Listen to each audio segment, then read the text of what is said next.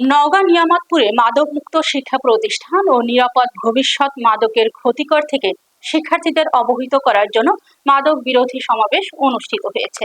বিস্তারিত থাকছে শাহরিয়া শাহাদাতের প্রতিবেদনে। বগধান ফতেপুর চৌপুকুরিয়া বিএফসি উচ্চ বিদ্যালয়ের আয়োজনে অনুষ্ঠানে সভাপতিত্ব করেন অত্র প্রতিষ্ঠানের প্রধান শিক্ষক নজরুল ইসলাম। অন্যান্যদের মধ্যে বক্তব্য রাখেন সহকারী প্রধান শিক্ষক মঞ্জুর রহমান, সাংবাদিক শাহরিয়া শাহাদা সহ আরো অনেকে। এ সময় শিক্ষক, অভিভাবক, শিক্ষার্থীরা উপস্থিত ছিলেন। বক্তারা বলেন, লেখাপড়ার পাশাপাশি খেলাধুলা ও ভালো কাজে মনোযোগ দেওয়া এবং মাদকের বিরুদ্ধে সামাজিক আন্দোলন গড়ে তুলতে হবে। আলোচনা সভা শেষে মাদক দ্রব্য নিয়ন্ত্রণ অধিদপ্তর নওগাঁ জেলা কার্যালয়ের কর্তৃক শিক্ষার্থীদের মধ্যে শিক্ষা উপকরণ বিতরণ করা হয়। সুস্থ বোধ করি, তাহলে কি আমরা কি সামনের দিকে এগোতে পারবো? কখনো পারবো না।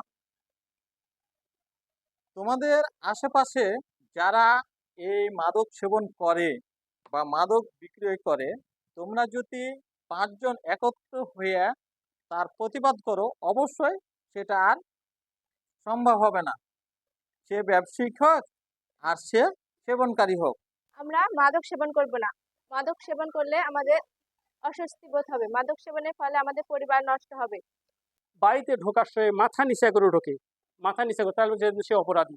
সে মাথা যদি উঁচু করে বাপের সাথে চলাফেরা, জানতে হবে সে অন্যায় কোনো কাজ করেনি, অন্যায় পথে সে চলেনি। মাথা নিচা করে থাকলে যতক্ষণ পর্যন্ত নিশার ঘরে থাকবে মাথা উঁচু থাকবে, যখন নিশা কাটে যায় মাথা নিচা হয়ে যাবে, তখন চিন্তা